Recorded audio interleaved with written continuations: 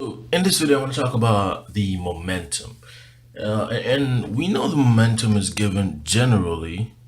The approximate formula is just the mass times the velocity. And we know this to be in kilograms per meters per second. Okay. Now, what about momentums at high speeds? Momentums at high speeds is given by P, which is equal to this gamma mv. Okay, and where we say gamma is approximately 1 if the object is traveling way less than the speed of light. Now, if the object is traveling close to the speed of light, we have to calculate gamma, and we say, okay, well, what is gamma equal to? Gamma is simply equal to 1 divided by the square root of 1 minus the magnitude of the velocity of the object divided by the speed of light, and we're all going to square that. Okay, so again, this is very useful to know, because if an object is traveling at a very fast speed, we can't just assume that we're just going to multiply its momentum is just the mass times the velocity. We need to calculate this thing called gamma, because it will not approximate to 1, and so we'll get the wrong answer. Okay, so with that being said, let's look at a couple of problems to kind of get what this momentum thing is about. Okay, so I have a hockey puck with a mass of 0.159 kilograms, and it has a velocity of 36, 0, negative 26 meters per second. So what would be the magnitude of its momentum? Well, again, I see that my velocity is a vector. I have some sort of mass. So the momentum would be just the mass times the velocity. So this would be, in this case, 0.159 times 36, 0, negative 26 meters per second. Now remember, the momentum is a vector. And so if I take my calculator and I multiply these out, I get 0.159 times 36, okay?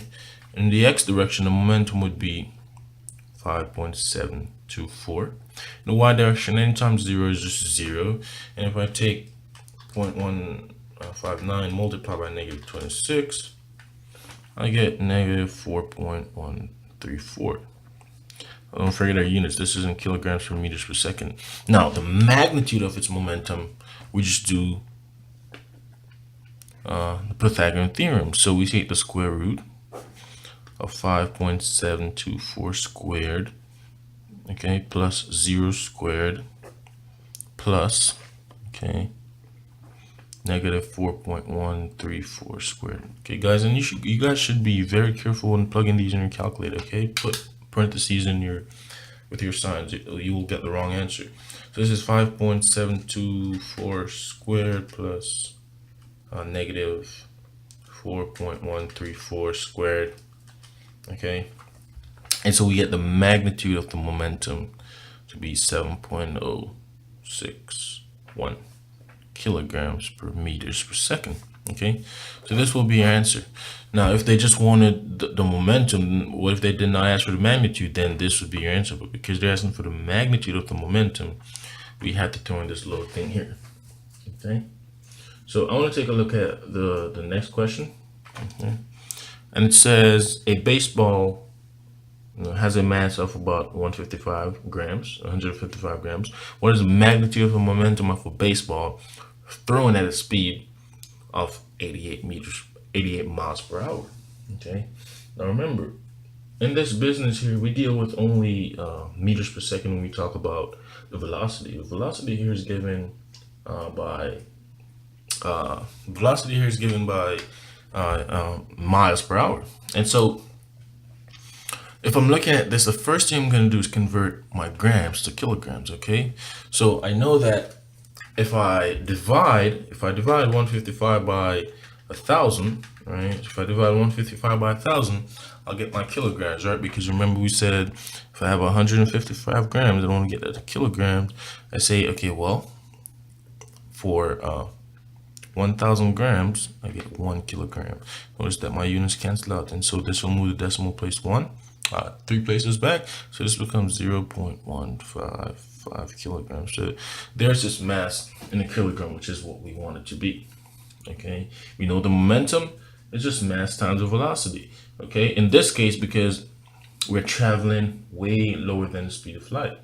Okay, now if that is true, we need to convert miles per hour into meters per second. So how do we do that?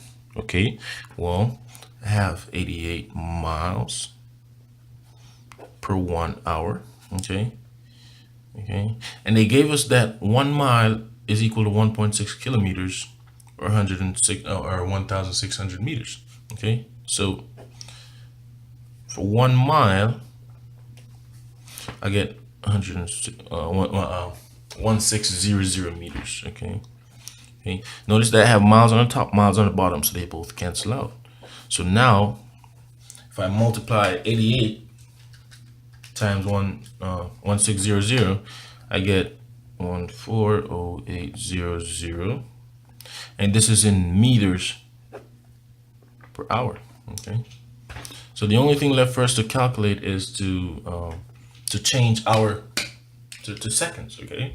So if that is true, then for 1 hour, I get 60 minutes. Okay. And then for 1 minute, I get 60 seconds. Okay. So essentially what I'm doing is multiplying across on the bottom. So if I look at this, 60 times 60 is just 3600, right? 3,600. Right, so this becomes 140800 meters divided by what? 36 second. Yeah, and if I divide these two, I should get around 39.1. So this should be about 31.1, approximately 39.1 kilograms per meters per second. Okay, now to find the magnitude of the momentum, is just simply the mass times the velocity. So if I'm looking at this, I have my mass, which is 0.155 kilograms, and then multiply it by the so this, these units I totally messed up on. Should be meters per second. Okay, and so this becomes 39.1 meters per second. And if I'm looking at this, let's put in our calculators. If I take 0.155 and then multiply by 39.1, I get my magnitude of my momentum to be 6.0605 meters. Kilograms per meters per second. I'm just going to put my kilograms since I forgot it. So this was kilograms per meters per second.